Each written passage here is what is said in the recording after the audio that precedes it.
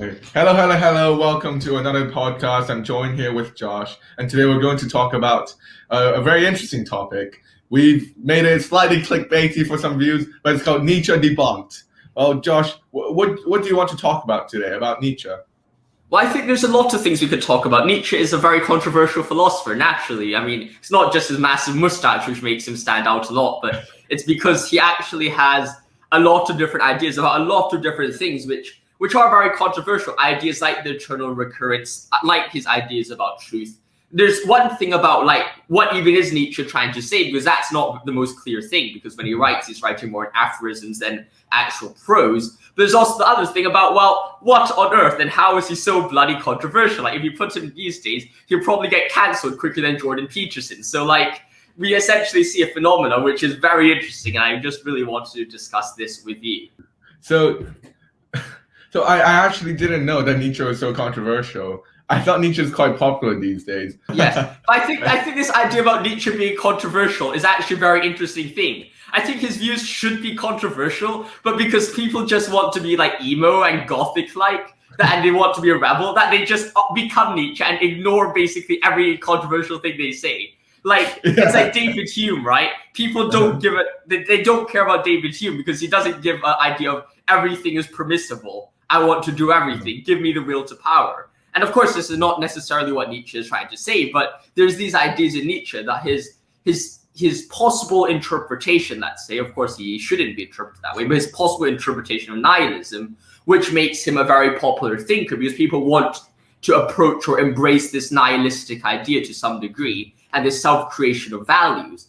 And as a result, people are willing to ignore his perhaps controversial parts in order to, like, maintain a view which is somewhat consistent about Nietzsche's it's kind of like, we just want to serve ourselves, so let's just ignore all the bad things about Nietzsche and say everything's all good. It's kind of like, oh my gosh, I think I'll get cancelled if I use that example. I think I'll get cancelled if I use any example, to be honest. But it's like kind of like how you support a movement, let us say, even though that movement is led by like absolutely stupid people. It's like, yes, it's self-benefiting you, but at the same time, it's like, it's absolutely stupid. It's kind of like the Nazis. Like, some people probably knew that like scapegoating the Jews is horrible, but at the same time, you're like, oh, I'm a German, I have blonde hair, I have blue eyes. This is going to help me a lot. So even though they don't like it, they still follow it and just tend to ignore every of the bad things that they're doing.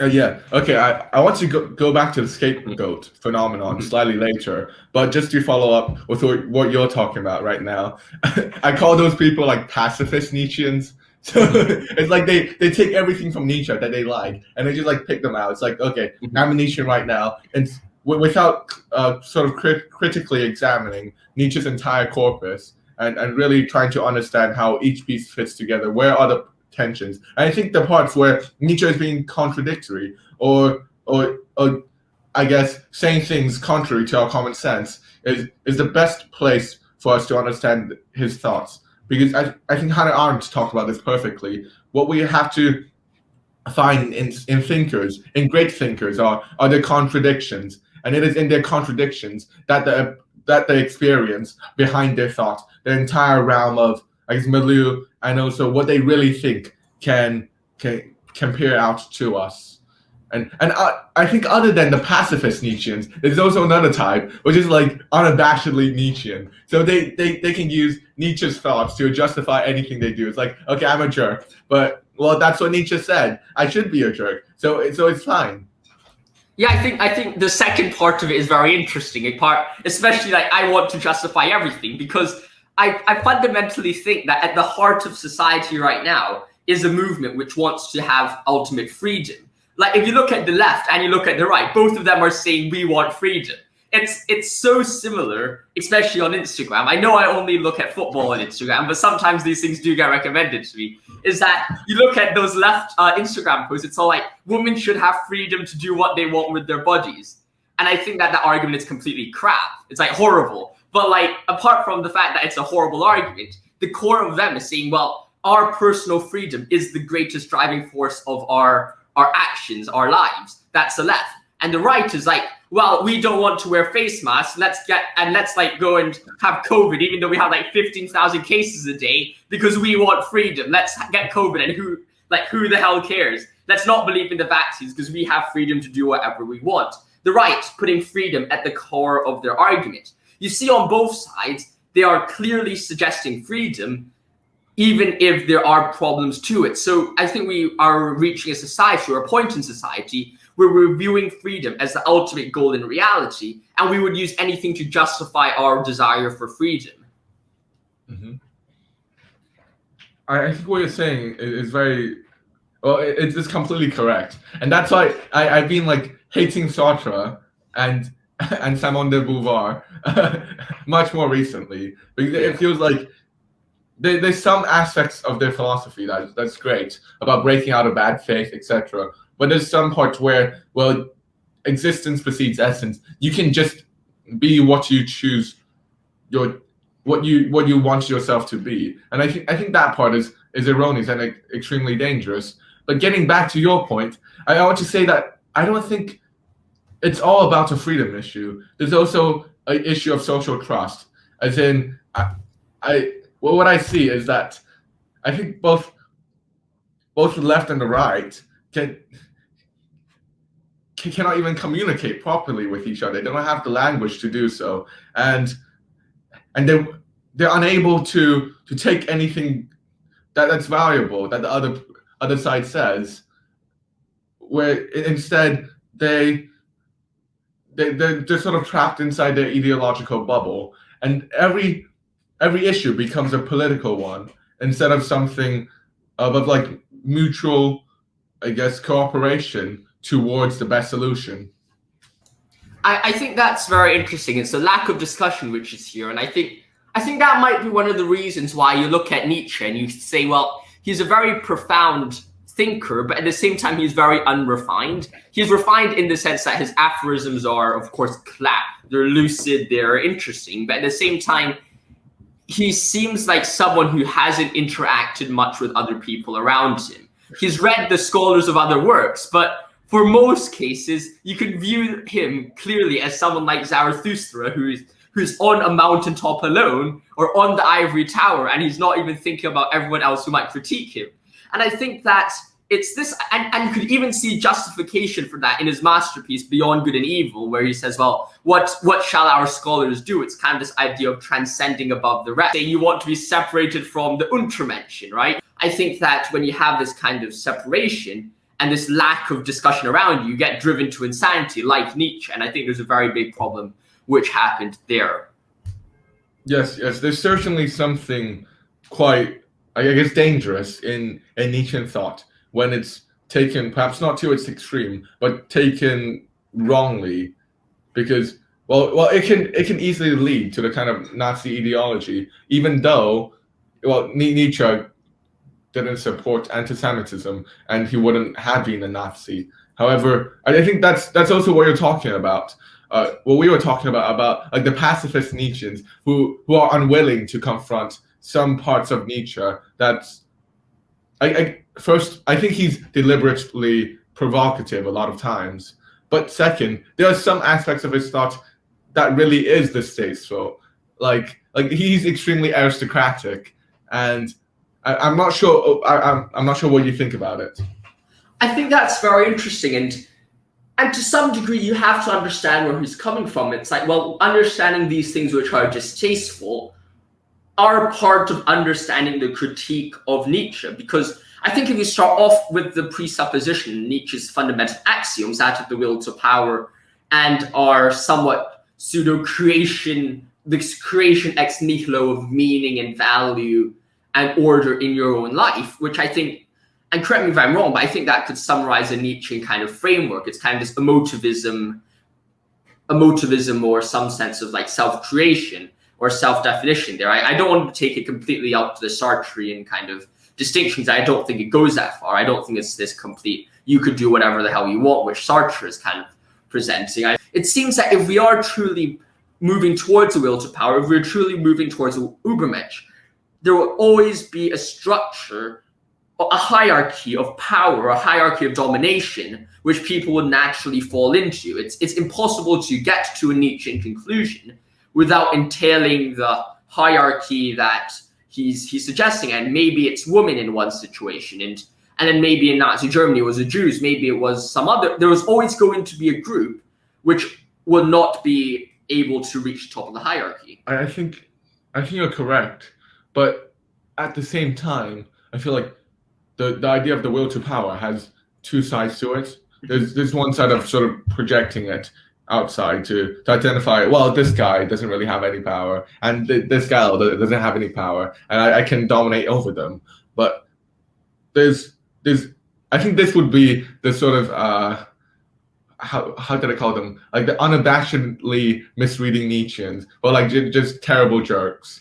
But on the other hand, there's another side of the will to power, which is your power over yourself, and your first mastering of yourself before you go out and sort of go above other people. I don't think it's for no reason that Zarathustra sort of retreated into the forest instead of going to men and try to dominate over all of them to achieve the will to power. So in this sense, the will to power is very different to some political scheme, but it's more about powering over yourself. And I think here you can use the Jordan Petersonian idea that the self is actually a lot of different selves across time. And the will to power is this power over yourself right now, in the future, and in the past. I'll agree with you about kind of the second kind of will to power, about the domination over oneself. And I think that goes back to our discussion about ideology as well. It's like, well, to what extent does domination of ourselves eradicate our tendencies towards ideology? It's like, well, to what extent does domination over ourselves get rid of our feature of having a scapegoat, or our feature of blaming something unnecessarily for our problems? And I think that's something that is very difficult to exactly point out, because we know that we have an ideological tendency, is the will to power. How does that interact with this kind of this tendency of ideology? I think in order to get rid of ideology, you must do violence to yourself, because, well, ideology is not only something that's appended onto you, but it's something that is already in you. It's what's the proverbial story of the fish who has like water surrounding him, so he doesn't know that he's in water because waters are around him. And I think it's the same for ideology. And what you have to do is exactly a kind of a self-domination of achieving power through doing violence to oneself to get rid of the ideological aspects of oneself. But this is, of course, a very painful process. And Nietzsche at the end got mad. So yes, I think that there's this idea, and I think this is very important, is the idea of dominating yourself, or creating violence upon yourself to get to further order. Because I think what you see from the Genesis story is the idea not only that you go from chaos to order. In the creation there's nothing, and then you create the world. It's not just this idea from creation to order, but this idea from creation to order to existential solution or transcendent morality. Because at the end of the Genesis story, what we do see is that, well, not only does God create man, God gives man moral order. It's like that is something which is beyond mere order. The fulfillment of order is found in reaching some sense of transcendent morality. And in the same way, I think that, well, in order for us to overcome ourselves, we must first go into the chaos, find order in ourselves, and order is kind of like making a list of that which you know about yourself, having a concrete understanding of yourself. And then from that, you find some transcendent way to get over this kind of ideological tendency. And I completely agree with you on your idea about you must do violence to yourself, because without doing violence to yourself, you can't go further. It's like you need that chaos, you need the violence to go and build up. And building on this point, I think one of the things we can say perhaps about these dictators of the 20th century is that, well, while they were extremely successful in overcoming the other people around them, the city-state, whatever the hell they were in, they are never very good at overcoming themselves. They lacked that self-understanding of themselves, which led to their flaws and ultimately their ideological tendencies. Yes, and I feel like, well, if we're talking about dictators, there's almost two different kinds. one is you're really truly truly a pathological human being, and you're absolutely evil, and perhaps that's the case with Hitler. But there's also, I guess, another form of dictatorship where it's like power slowly corrupts you more and more, and then you become more and more paranoid. And increasingly, I think I'm coming to believe that's what happened to Stalin, because he was a very fervent believer in communism, and he really wanted to do good at the start. But then after getting into power, starting from I think 22, being the general secretary, and then going over until Lenin died. From 28 onwards, he started having the purges until 36, where he started the truly irrational purges, where he purged all of the people who has been following him all along and who really believed in him. I think at that point, it's like the possession of lives over so many people has the ability to change yourself, change your own personality. Ideological possession is not only about the sort of pseudo psychoanalytic. My father beat me when I was young, or my mother didn't feed me. I don't know, but it's also this kind of taking oneself for something that one is not, because of all the external images that's projected onto yourself. And I think that's the real danger. The real danger is to identify yourself with other people's image of yourself, and also your own image of who you are. And I think that is what you have to break out of, when that's the violence that you have to do to yourself when you want to try to break out of ideology. That's what Lacan calls like traversing fantasy. I think that's very interesting. I think that's such a good idea, and I think we could move on, perhaps, our discussion, point it towards a further part about Nietzsche, which is perhaps this discussion of truth, because it coincidentally is the case that if you look at Stalin, you look at these dictators, a lot of them try to control truth to present whatever the hell they want it to be. Like the truth for the Soviet population was basically whatever, and this is especially linked to Stalin, exactly what Stalin said. I mean, you could almost imagine a situation where Stalin said 1 + 1 = 3, and there's actually the great Dostoevskian and Russian idea of 2 + 2 = 5. And that idea is phenomenal in Notes from Undergrad. It's like, it's what is truth, and how do we control it to the way it is, and exactly what is that relationship with the will to power in Nietzschean idea, and how does that interact with each other? And I guess you can also see an obsession with truth in Stalinist communism, because Pravda, the major newspaper, is literally translated as truth.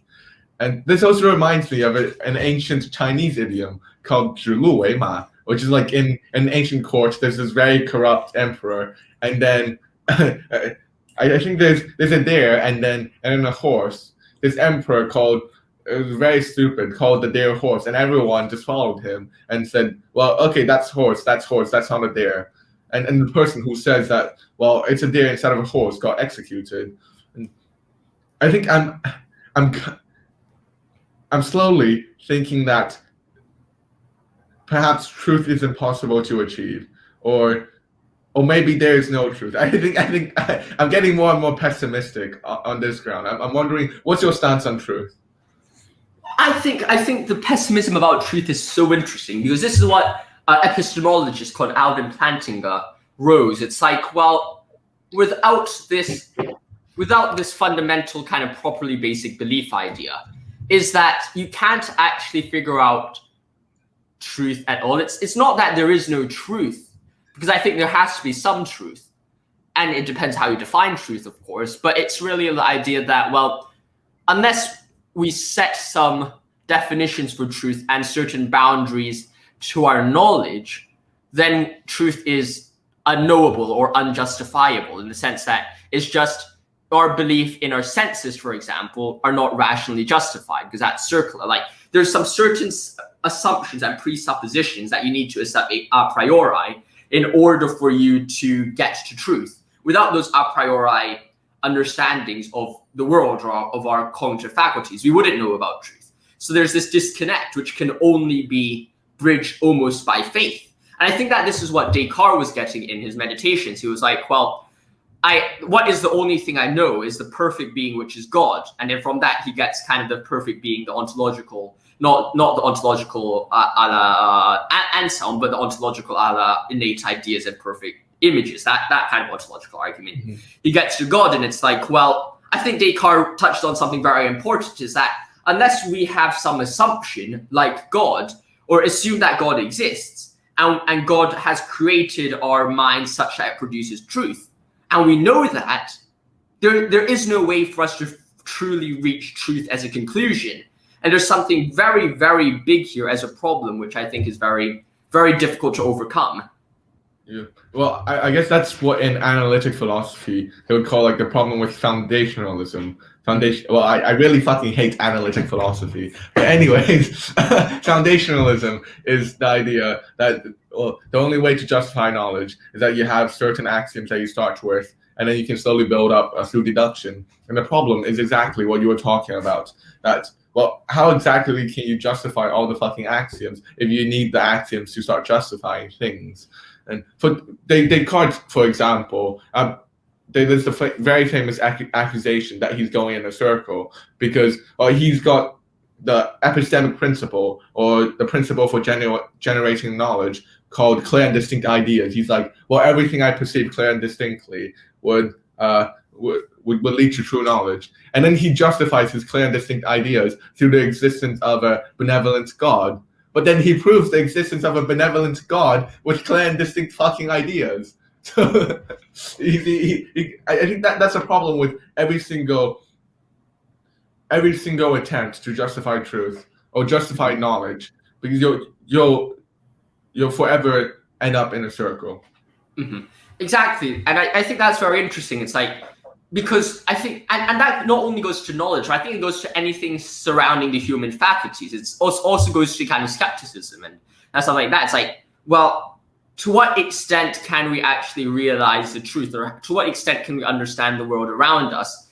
It will always fundamentally be circular. We can't escape this, and that's why I think, while foundationalism is not very, or this idea is not a very satisfying view, perhaps it is perhaps the only view that you can take. Otherwise, you just have absolutely no hope, because at some point, for example, it's like, you're talking about questions, right? You make an argument, you make an argument and you're like, why? And you're like the kid who's like so bloody annoying, like the 3-year-old kid when you say, well, it's like, why? The sky is blue. Why? Because there's some light refractions. Why? Well, because the sun's there. Why? Well, because some subatomic particles are decomposing or decaying in the sun to create nuclear energy. Why? Well, I don't bloody give a... you could ask every single thing why an infinite amount of times and never get to the bottom, and have a horrible justification for every single belief we have. And the same goes for asking why or how do we know that. You just don't, it doesn't function on that way. That's why we need axioms, and I think that's why it is a very good argument for belief in God as a tool and as an instrumental kind of view. There's a view like instrumentalism used by Isaac Newton and stuff like that. It's developed since its first foundation, but it's kind of the idea that these unknown forces should be seen as tools, even though they don't reflect that in reality. And I think that using the same idea could help with justifying a belief in God methodologically instead of ontologically. And that's something quite interesting. And I wouldn't say that that's the best way to believe in God. I think there are other arguments, but I do think that might be something quite interesting to look at, because we just have such a horrible field of epistemology, and there's such a massive gap that we cannot fill without some sense of axiom or foundation. Well, I guess my problem with the kind of axiomatic approach is exactly that it stops us from asking why. It gives you a stop to the why, and I think it deprives human beings of some very fundamental part of themselves. As well as there's also the other case of, once you have the axioms down, then if you cannot question them, the system can become ossified and it'll become corrupt. So I think this is a great danger, and I find it very funny when you ask the why, because I'm that kid who always asks fucking why every single time to annoy other people. But also in Lacanian psychology, psychoanalysis, there's the idea of the hysteric, as like the hysteric is the person who asks always why am I who you tell me who I am? Why is the world structured like this? Why do we have to do this? And there is this asking of the why that is the most disruptive, but also the most constructive way of proceeding. And my problem with this axiomatic approach is that it stops the why. Well, I think that's a very funny thing. I think we see ourselves on two sides of the spectrum here. I think my view is more that if you ask why all your life, you would be an epistemological nightmare and you would not be able to ground absolutely anything. Like it's a position which, while intellectually viable, is not existentially satisfying. It's impossible to live that out in some degree, if you see what I mean. And it's this inability to live it out which I find great issue with, because like we've recognized that if you constantly ask why, if there is no axioms, no ultimate thing that you're going to get to, and you're just going to ask why for infinity, and you'll never get to the bottom of anything, and that's impossible to live. No, I think that's a perfectly good way to live, and I would argue that it's perhaps the best way to live. Because I think where I differ from you is that this constant asking of why, always trying to get down to think through something again and again and again, although it's epistemologically frightening. There's also another side where I think that's where philosophy really begun and thinking really begun. It is this asking of why and not accepting any single axiom. Well, Aristotle said philosophy began with wonder. What exactly does wonder mean? Wonder is exactly this asking of why towards what seems so ordinary. And I would argue that you don't necessarily have to arrive at a firm foundation in order to live properly. You can. The most satisfying thing is exactly trying to constantly ask this why, to have this constant wander towards the world through this why, and try to dig deeper and deeper and deeper, not necessarily because you believe that you will arrive at a firm foundation, but because this exploration is intrinsically valuable. I think you're touching on a very good point here, but I would like to clarify a few things first. And it's not like I'm saying that we should not accept why. I think we should be asking why. I think it is very helpful. I'm just saying that it's impossible for us to truly live out just constantly asking why, because we would never be able to do anything. It's like the person who's trying to calculate. It's kind of like the classic argument against utilitarianism, especially like calculated utilitarianism. Like, how the hell are you going to do the utilitarian calculus? It's impossible. Like, what are you going to do? Just constantly calculate every single probability of every single thing you're going to affect? No, because the more you know, the more you're going to have to add to that calculus. And before you could even pick up the pen, or before you could even pick up your phone, you have like a million different calculations you have to do in order to justify morally picking up the phone, right? So, I mean, there's this kind of idea that if you're constantly asking why, you just never even get off to do anything. For example, if I ask you right now, before you even open the Zoom call, it's not a Zoom call, it's a StreamYard call or whatever, but it's like, if I ask you, why are you doing this? Or like, why does the phone exist? And then you'd probably say, it's made in the factory. Well, why does the factory exist? Well, it was created by people. Why do people exist? Well, they evolved. Why did evolution exist? Well, because there's natural selection. Why did natural selection exist? Well, because of the way how people survival of the fittest. Why does survival of the fittest exist? You see, you could keep on asking this for infinity, and you'll never get to a certain conclusion. And us doing absolutely anything in your life, I think, without accepting some fundamental level of justification, you just have to ask why forever, and you'll never get anywhere, and your life will be completely useless. Because for every single thing you want to do, for every truth statement or possible truth proposition that you're interacting with, even to the degree of me existing in front of you, it would be completely unjustifiable, and you'll be asking why forever, and you wouldn't be able to live. Yes, I take your point. I think somehow you have to try to. I want to have my cake and eat it too, in the sense that first, well, of course, I want to live on with my ordinary life without sort of, I guess, paralyzed by by whatever why questions, but also I want to reserve the right to ask all these whys, to tackle all of these fundamental axioms, because I really believe in Hegel that everything that's already described have its contradictions involved. So there's no end in history, but instead it's always open. And the same for knowledge. Knowledge is always open. There's no certain knowledge. You can always dig deeper and deeper and deeper. But at the same time, one has to find some way to ground oneself in some belief system or some axioms from which one can act. I would like to say your application to existentialism here is very beautiful. You've become almost a neo-Sartrean with your usage of truth here, I suppose, to some degree, though you've become that which you hate. You've metamorphosized, you've stared into the abyss, and the abyss has taken you.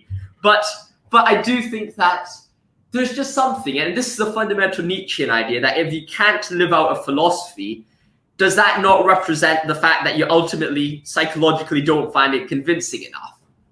Because it's all well and good to say, well, let's keep our life and then just experiment with this philosophy thing. But then, well, if you can't even, what's the point of this philosophy thing if you can't even add it to your life? There's this counter kind of argument, is that the only way, the true justification, or the true way to view philosophy, and this is what I take from Nietzsche, and I think it's so profound, it's like, the true way to figure out whether someone's philosophy is correct or not, or at least the first thing you should ask is, are they living it out? Are they trying to realize it in their lives? If not, then there's probably something wrong with it. And this is not really a philosophical position a la the analytic philosophies, but I think because analytics, they honestly don't care about how the hell you live your life. And I think that's why I hate so much about the analytic philosophy. It's like, you could have someone like analytically believing that, like, imagine they got to some conclusion that drinking alcohol is wrong, and then like the next day you're like talking, and then you're like going partying with your friends, right? You're a uni student, and then the teacher was just like analytically convincing you that drinking is wrong. It's like has like 6 vodka shots in front of him in the bar, and you're like, what the hell is going on here? That's completely something about analytic philosophy. The Nietzschean would say, well, that's bloody stupid. It's like, you better you practice what you preach, because philosophy is the will to power. And I think that's what you're talking about. It's like, philosophy is the ultimate will to power. The will to truth is the will to power. It's like, you combine the truth with the will to power, and you combine your life. You should see them together, and if they're separate, there's probably something that you've gotten wrong along the way. I guess I have 2 things to say here, but I have forgotten what's the first thing that I wanted to say after everything that you said. But yeah. Oh, okay. One thing is that I don't want to say that philosophy is necessarily a will to truth. I think a philosophy to a quote-unquote will to truth is exactly a bad philosophy, because I think the fundamental drive of philosophy is to see whether what we believe is true is false, and then see what's slightly better than that, and then try to peel off and peel off and peel off again and again and again. And I think this is livable in 2 ways. Firstly, you can't separate, and I agree with you, philosophy from life, but instead, I think that the action of doing philosophy, of participating in this wonder, of questioning what I used to believe, questioning why, is a fundamental part of one's life. And I don't see a big separation there, why it's unlivable in that sense. But in another sense, the sort of the questioning that I want to propose, I guess, is not a questioning of just, well, I'm sitting in my study every single fucking day and just writing and reading, but also it's a dialectic between me doing something inside the world, and then thinking about my own actions, thinking about what I've acted upon, and then trying to revise it in some way, and then apply those. I don't like the word axiom, because I don't think any structure can be justified in an axiomatic way. But I can use this new understanding of the world that I've gained through contemplating on my own action to go into the world and act again, and then come back and contemplate on that and ask why again. So the asking of the why has to be complemented with this implementing of this new understanding that I've gained in order for me to question again and again and again. But I think we're talking about perhaps two sets of questionings here, perhaps. Mm-hmm. You're more talking about beliefs, but I think I was talking more about more of a fundamental level about how do we trust our cognitive faculties in that. And I think that fundamentally, if you're, and I'm not saying that we're, and that's why I try to say presupposition instead of axiom at the beginning. It was like, well, these things are not necessarily axioms, because I'm not saying we could posit everything into a neat set of axioms, a la the piano axiom or something like that, right? Rather, I'm trying to suggest that there are certain areas, and this is why it's properly basic beliefs, is that you can't get any further than that. And it's the idea that, well, it's like our cognitive faculties. You have to trust them, otherwise you can't live. And if you ask why so much about your cognitive faculties, it is a paralyzing belief, perhaps, because you'll never go forward from that. And I think why should be asked about your other things, like your morality or your other kind of facets of philosophy, right? But at the same time, those aren't the foundational beliefs you get about what is reality, because once you understand your cognitive faculties and have a decent understanding of rationality, then you can build upon that complex theories of philosophy, which are strong and unshaken. But the foundation is not there. I think that we have a very big problem at hand. And that is kind of where I'm saying is that it's unlivable, because it's not because it's unlivable to question why about these other things. If you're questioning why about the cognitive faculties, you'll never get anywhere else. I would agree with you to some extent, but I still think, firstly, what do you mean by proper basic beliefs? Because I think there are some that we take as completely basic that we can question. For example, the law of non-contradiction. But other than that, it seems like it would be the end of philosophy or the end of thinking if we take everything as, well, this is just a proper basic belief. That's just a proper basic belief. Well, I want you to clarify what kind of properly basic beliefs are you talking about? Can you give some examples? Or what are all the properly basic beliefs that you think we have to believe or have to accept? Well, I wasn't. I think we don't. I think the thing with properly basic beliefs is that it's not a finite set of things that you like. It's not like a kind of thing where you say, what are the properly basic beliefs? These are the things. I think there exist properly basic beliefs which we do not yet know about because we haven't gone that far in our thinking. And there are also things which are foundational or fundamental to belief in the world around us. And as a result, I take a bit more of an instrumentalist view about it, in the sense that, well, for example, trusting our cognitive faculties is fundamentally unjustifiable. You get to an area where it's ultimately circular to justify it, but at the same time, it's absolutely vital to know anything else. And as a result, properly basic beliefs are such which both are somewhat circular in their foundation, like kind of asking, well, why should we trust our senses is ultimately a circular question. And that which is in question is absolutely fundamental to know the world around us or understand truth or reach anywhere else or reach any sort of knowledge. But I put that aside, and I think this is one of the reasons why I think the theistic hypothesis, or at least I really like the theistic hypothesis, is that, of course, there's arguments for God and stuff, but not only do they help you existentially, theologically, psychologically, and all those other forms, they also help you epistemologically as well. Like all this problem, all this vaguity over what is truth and whether it's accessible disappears on the theistic hypothesis. Mm-hmm. Without the theistic hypothesis, you have to ask questions about them. And I completely agree with you that it's important to ask questions about our beliefs, whether truth is knowable. And there's, of course, there's this set of things which you constantly have to ask why about, and you will never get to the depth to. But I think that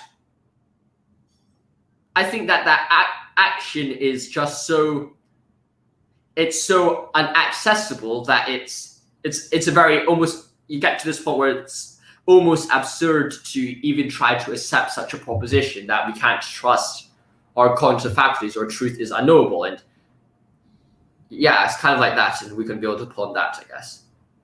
So, no, because the description of properly basic beliefs is really puzzling, because in some sense it seems like you're not disagreeing with me at all. You're just saying, well, there may be properly basic beliefs, but we don't know anything about them, so we should think about them and question them and really see what is properly basic, and we may not get to an end of it at all. So I think, would you accept this characterization?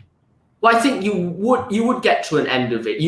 I think not knowing about something doesn't mean we don't know what it, like, not knowing about it doesn't mean that it doesn't exist yet, or it isn't applicable yet, because I think the properly basic belief arises when we reach the situation of the two situations I discussed. It's like, well, is the foundation fundamentally unknowable? And number two, is it fundamentally necessary or foundationally necessary for belief? We might not know all the properly basic beliefs right now, but it's not like we're on a search for properly basic beliefs either. It's only when you get to a field where you're like epistemology, where you're like, well, we're kind of screwed here. We don't know the truth. We cannot reach the truth on this understanding because it's fundamentally circular. We can't trust our cognitive faculties because it's fundamentally circular again. We cannot trust anything because there's these problems, and as a result, there is a need for a properly basic belief in that situation. So it's different from like constantly questioning further and further and further, like someone saying cognitive faculties, why? It's like, well, no, it's not why. There's a properly basic belief, or that is necessary for our understanding of other things as well, which that is at the foundation of our cognitive faculties. So can I take you in a Kantian sense? So all the properly basic beliefs would be what he calls sort of the forms of intuition, the fundamental concepts, the schemas, as in like things that are synthetic but a priori, the possibilities for us to experience anything. Would that be what you call properly basic belief? I think that's quite close to it, and I don't think we need to go into the details of like the differences and stuff like that. But I think it's quite close, and it is quite easy. It's one of the better ways to like characterize or look at it. Yeah. Mm-hmm. And what should be our epistemological stance towards properly basic belief? Should we try to find all the properly basic belief, or? I don't think we should at all. I don't think it's necessary, because like I think properly basic belief only comes in when you reach a certain dilemma or a certain problem, and that's when the properly basic belief comes in. It's not something where you just go around and like you expect a solution and you're like, well, what exactly should we do here? Let's look for more properly basic beliefs, because you don't really know the properly basic belief unless you first found the problem. Like unless you first realize that there's something fundamentally circular and unknowable, but is also at the same time absolutely vital. Unless you could figure out situations which arrive at those two scenarios, then there is no need for a properly basic belief to be found. Like it's like kind of, what's the point in finding all the guns in USA? Now the anti-gun people would be quite annoyed at me, but like, what's the point in finding all the guns in the USA as long as you get all the guns from the people who might shoot someone, right? Like, yes, there's always going to be guns everywhere, right? Scattered around the place. But as long as you could find, and I'm not saying this is practically possible, but then of course we're talking about epistemology, so it doesn't really matter at this point. I thank the analytic philosophers for this, but essentially you can get all the guns, right? You get all the guns that you need, and you're like, well, yes, there are other guns out there, but then they're not doing any harm. For example, the gun which is like found at the bottom of the lake, like who the hell is going to like swim to the bottom of the lake to get the gun? Like there's no point in searching there for the gun. Maybe there is a gun there, but whatever, right? Like this is like kind of the same approach to properly basic beliefs, I suppose. But don't you think, well, at least from how I'm seeing it, it is itself, you acquire something whenever you identify a properly basic belief.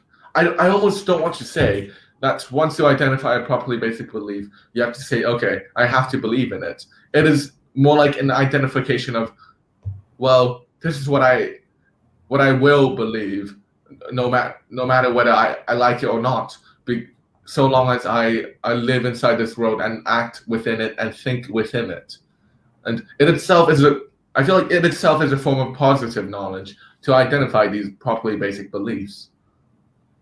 I think it's a very difficult thing though with properly basic beliefs. And I think that's one of the problems. But at the same time, I don't see any way around it, because I don't see any situation where we just constantly keep on asking why about the cognitive faculties. I find it completely pointless. So it's kind of like this kind of instrumentalist view that I'm holding right now. It's more pragmatic views. But then, of course, I don't necessarily need to hold a properly basic belief because then because our cognitive faculties are justified by a God. So I mean, I think for me, it's perhaps a bit easier. I'm just talking about it as assuming that you don't believe in God. Like, what's the best other hypothesis? I think the best other hypothesis, apart from believing in God, is indeed this kind of situation where you're not believing in God and you just have these properly basic beliefs to justify belief. Yeah. Would a belief in God be a properly basic belief, or? It wouldn't be a properly basic belief because it's justified by other things as well. Because, I mean, if you were saying, well, God exists in kind of the circular Descartesian way, then you might say it's a properly basic belief, I think, to some degree. Not necessarily, because you could view it as an inductive argument, kind of like, well, why on earth do we have this idea of the infinite consciousness or perfection? And that could only come from God. I mean, that's a possible way to look at it without looking at it as a properly basic belief. But then I think there are other arguments for the existence of God, like your cosmological arguments, like your whatever arguments, historical arguments, like whatever, right? Like those things justify belief in God, which aren't based on kind of like immediately a circular belief. Though you could say they are fundamentally circular because the only way you can know the truth about those arguments is via cognitive faculties. And then as a result, it's God. And then you have a circle there. Though I do think that if that's the case, then I think all our beliefs are fundamentally circular because we'll always have a circular reasoning at our ultimate cognitive faculty level. So, I mean, it doesn't help. I think it doesn't help anything if we just assume that the circularity at the cognitive level is circular and view that as any way to defeat any argument, because otherwise all our arguments are defeated immediately, if you see what I mean. Like there's this fundamental problem at beginning, which will always have a circular understanding as far as we go. It's just dependent on like, well, which is less circular? It's clearly, I think it's less circular if we view the God hypothesis, arguing for the existence of God, and then using God to justify cognitive faculties, then saying, well, the cognitive faculties just justify themselves to some degree, and then build any argument from that. I think the God hypothesis is less circular because, at least on one sense, you can, assuming that our cognitive faculty, because then you could formulate some ideas saying, or at least some working principle, and now you might accuse me of axiomization, but you could say, well, let's assume for the sake of debate, and I think we all do this, that our cognitive faculties are reliable. Like they might not be, but at least when we start discussing things, we both have the assumption that they are. Like when we discuss things together, we both assume that our cognitive faculties are reliable. If not, then what's the point of us discussing together, right? Like what are we even doing here? So as a result, there's kind of this pre-assumption that there is indeed this discussion, and then we can build upon that with our other theories. Okay, I guess I have two responses. First, from looking at like this, it seems like there's only one form of properly basic belief, and it's the belief that your questioning is actually worthwhile because, for example, your cognitive faculties are reliable, etc., etc. So I don't see how you can extend the notion into anything else, and that's my first question. The second question is, I feel like you're falling into analytic bullshit by saying like the God hypothesis, etc. Because I don't think belief should function in that way, or in this hypothetical way, at least in believing in things like God. It should be, and I'm following Kierkegaard here, a kind of leap in faith, a complete belief from which God is retroactively justified because you already believe in God. Well, I agree with that approach about God, but at the same time, I'm using the God hypothesis in the analytic way because I think what we're dealing with here is a very analytic problem. And I think it's just easier to talk about it as the God hypothesis than anything else because that's just the easiest, the most practical way to talk about it in our current discussion, in our current setting. So that's kind of like the second objection. But about your first objection is that, well, I mean, I'm completely fine if I accept the idea that there's only properly basic beliefs based on our epistemology and our knowledge. Like that's definitely possible to me as well. I mean, I'm open to the existence of other properly basic beliefs, but at the same time, I don't see their need to be used anywhere else. Like that's fine as well. So yeah, that's kind of my response to two objections. So then I don't really see the utility of this notion then. The kind of it's so limited in this sense. Although of course it's important, but what it's trying to say is that, well, whenever we try to question, we have to believe that the question is worthwhile, and that's it. I don't necessarily think that's well. I think questioning is worthwhile, definitely, but at the same time, it's like, well, I think the acceptance of properly basic beliefs is the simultaneous acceptance of the limits of knowledge, or the limits of us knowing things from a purely analytical way. It's like if you look at everything from an analytical way, asking justifications for anything, you're never going to get anywhere. It's like it's recognition of the insufficiency of these traditional modes of philosophy, and saying, well, in order for us to progress, we must first start off at some fundamental presupposition. I think that's a very reasonable way to look at things, because otherwise you just go on and end this circle not only forward but backwards as well. Because in order to argue forwards about reality, you're also asking why backwards about your cognitive faculties, and you wouldn't even be able to get forwards because your backwards cycling just goes on forever without that properly basic belief to stop it. And that's kind of why I say the properly basic belief is important. It's that stopper to the ultimate infinite regress to the past.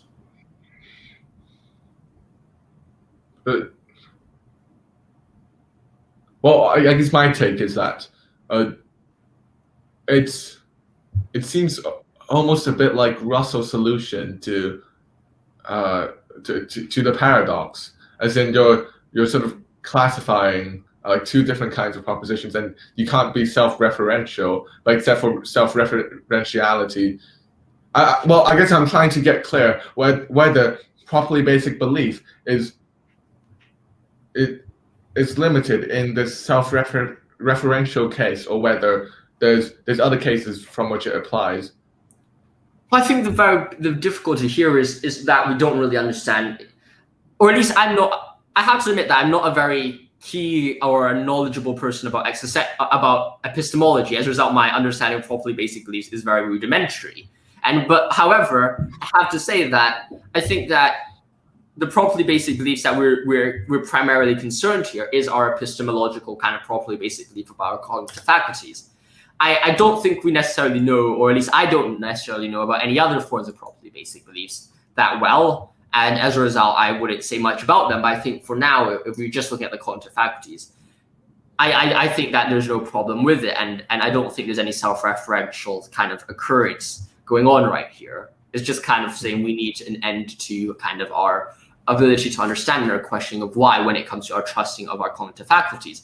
And I think we could easily convince you that you also are living by this properly basic belief. It's like, well, when you're writing philosophy, have you ever discussed, well, are my senses deceiving me? It's like, no, I'm not questioning this belief. I'm just saying I'm questioning the utility of like the notion of properly basic belief if it's limited in this one fucking case. Why should we talk? But yeah, the fact why that should we're we talk about this? Yeah. But the fact that we're using it so much suggests that it is very useful. Like we're only using it in one case, but it is very useful. It's like you only use a nuclear bomb and blowing up cities, but it is very useful. You only use it in one way, but it is a very useful way to do stuff, right? Like, I mean, it doesn't matter if you're only using it in one sense. We're using it it's very useful to us. Okay, gotcha. Okay, should we go back to Nietzsche then? So how do you think properly basic belief connects back to Nietzsche? I think this is a fundamental question as well.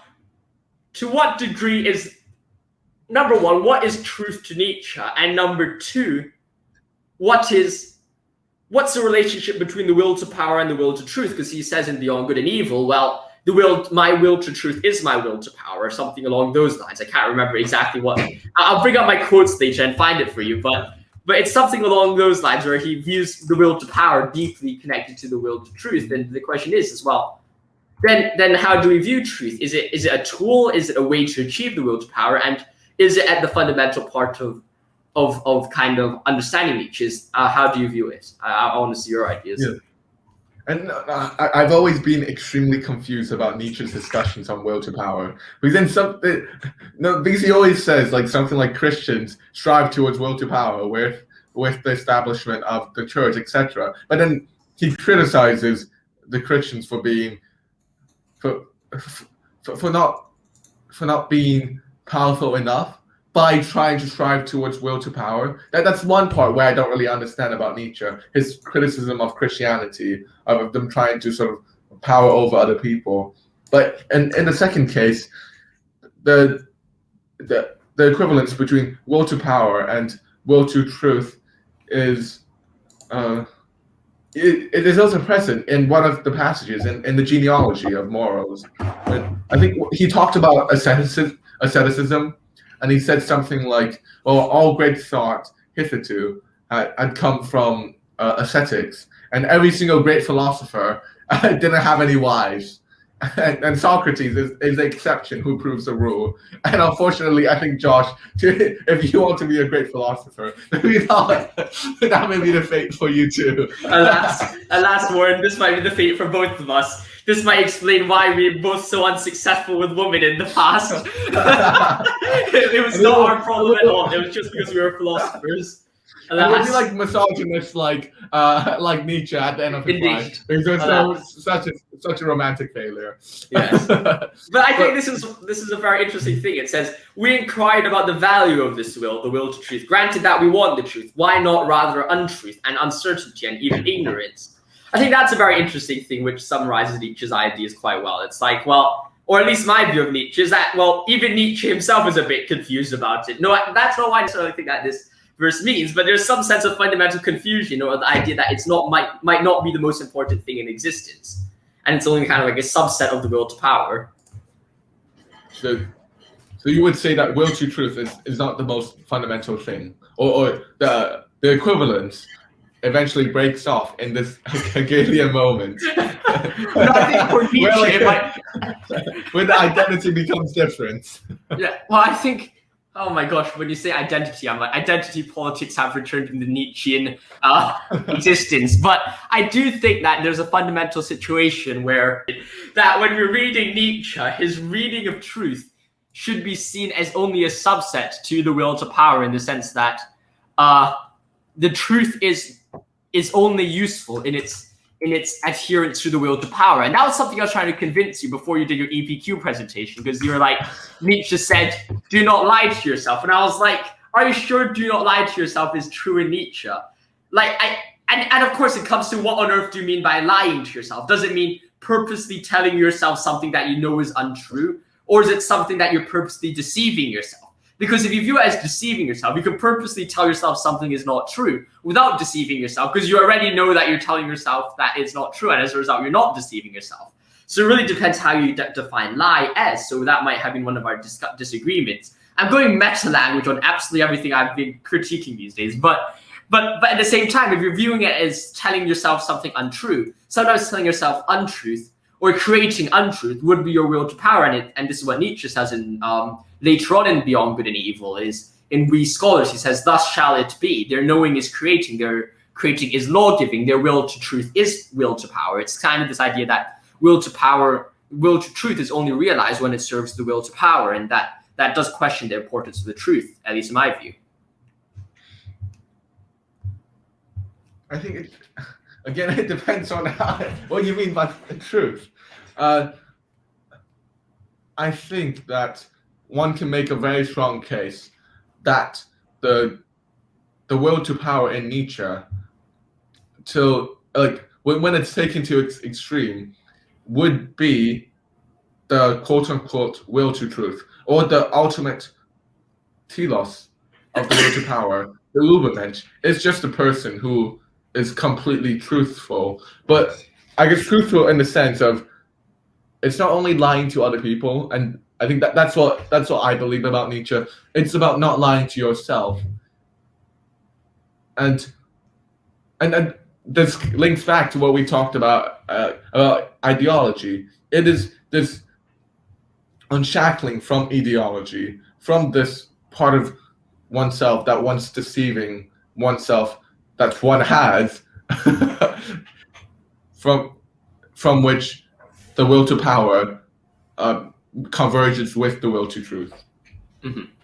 And I think that not deceiving yourself is very important, and I'll agree with that in the sense that you shouldn't lie to yourself. That might be true, but at the same time, there's this idea that, I think that's why Nietzsche is so difficult to understand, and I think this might be one of his contradictions that we've uncovered. It's like kind of like he views the will to power as supreme, but at the same time, is like lying to yourself clearly is bad, but is lying to others justified? Is presenting untruth justified if it furthers your domination, your control over other people in the will to power?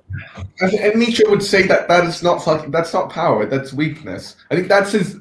I think that is his fundamental critique of Christianity.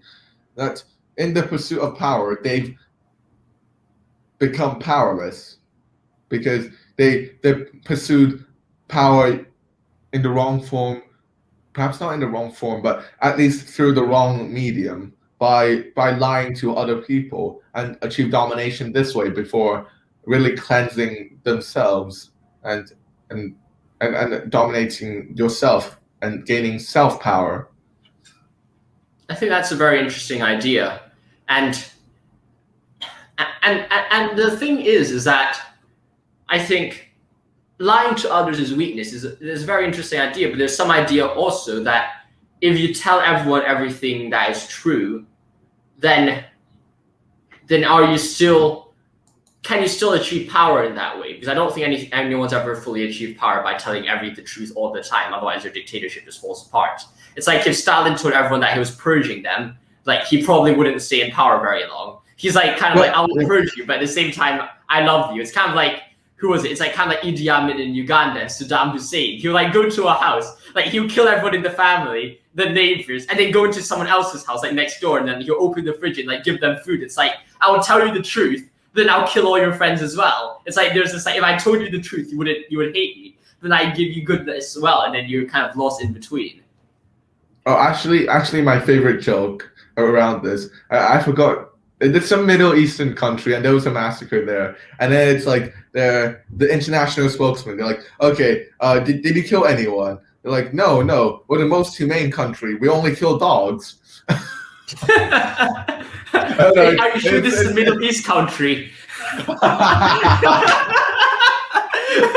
Okay.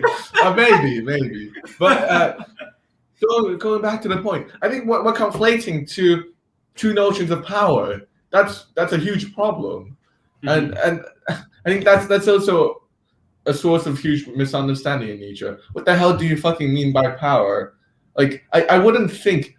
I believe that if Nietzsche was to analyze these dictators, he would say that they're essentially powerless instead of powerful. There's a ton of distinction. What do you mean? There's this power, there's force, there's violence, and how do you demarcate the three different notions? For example, I would argue that the dictators perhaps they have force, they are violent, but they're not powerful. I think you have to separate it between the power over oneself and the power over others. Because I completely, and this is what we were kind of discussing in the beginning. It's like, well, is the will to power over yourself or power over others? I definitely agree with you that lying to yourself and untruth is impossible, is not a way towards the will to power over oneself. The only question is that is the will to power over others part of the will to power as well? And there's two things there. Is the aristocratic structure, I think the question should be, is the aristocratic structure part of the will to power? Yeah, no. I remember a passage from Genealogy. I think it's. I've done myself a service to read it 3 times, but he's got a discussion on aristocrats where he said, oh my god, I forgot what. Oh yeah. He said something like, well, aristocrats are exactly the most truthful towards other people. That's why they didn't call the slaves evil. They merely called them bad. They didn't try to. The aristocrats were exactly the people who was telling the truth, who didn't rely on anything else to achieve power other than this self-domination over themselves. Instead, I think Nietzsche would argue something like, exactly when you try to exert power over other people through quote-unquote illegitimate means, you're you're harming your own power, or you're falling off the way to the Ubermensch. I think that's. Then I'm not really sure of this idea of legitimate power, though. And that's one of the other things I think is weird about Nietzsche, is that to what degree is his view of morality objective or not? Because he makes all these claims as if there's some sense of moral direction that we are meant to strive towards. Then the natural question is like, why on earth should we strive towards such a moral direction? Like there's not only just that, well, lying is wrong because it doesn't fulfill the will to power. It's like, well, what's the problem about gaining power via illegal means as well? It's because I don't think it's sufficient to just say gaining power by illegal means does not fulfill the will to power about other people, because, well, clearly gaining power over other people sometimes has to be done over illegal means. Or via untruth. I don't think that the idea that the illegal means or the untruth is illegal is a necessary connection to it being against will to power. I don't think the illegal is a necessary it is to yourself. I think we've agreed. Okay, I think I've been very unclear here. I think the first thing is telling lies to yourself is wrong. We could agree on that, because that's going to harm the will to power towards yourself. The only question is, well, is it about the other people or not? Like, how does that interact? And how does it interact with others, I think, is very interesting. It clearly cannot be that, and that's when you say, well, the will to power is still the justification, but the lying to other people is some illicit or some incorrect means. The only question is like, how do we know that is an incorrect means? Is it incorrect because it doesn't fulfill the will to power? And I think you get a bit of a circularity here. Or is it incorrect because there's something intrinsically wrong about doing some things in an incorrect fashion? I think it's because it doesn't fulfill the will to power. And I would argue that for Nietzsche, this power over oneself is primary over power over others. And in fact, if you try to gain power over others through means that are unpowerful, then fundamentally you lose power instead of gaining it. And talking about transgressing the law, I think Nietzsche would distinguish between. I think he wouldn't care about laws as just set by an external authority, but he would ask one to consult the law of the heart, your own law, but he wouldn't call it a law either. He would. I think that's a problem with Nietzsche. Like, how do you give criterion for how to become powerful?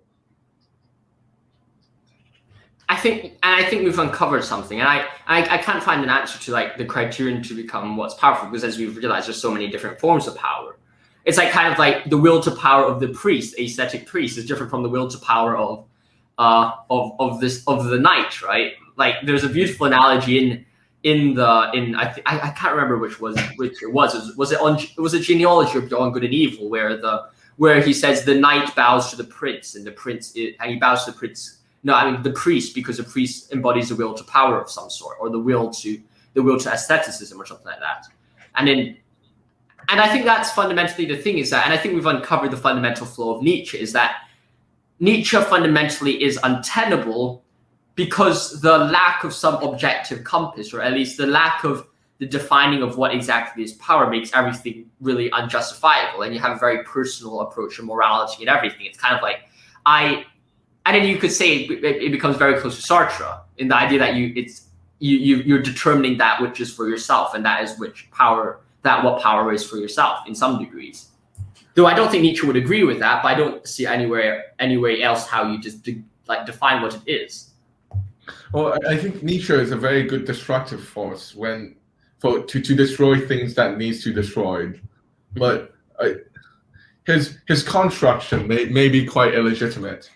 I think that's his shift from human onto human over to Zarathustra and beyond. I think when he was writing Human onto Human, he's like, oh, okay, I finally realized, I know how to break down all of these morality, etc.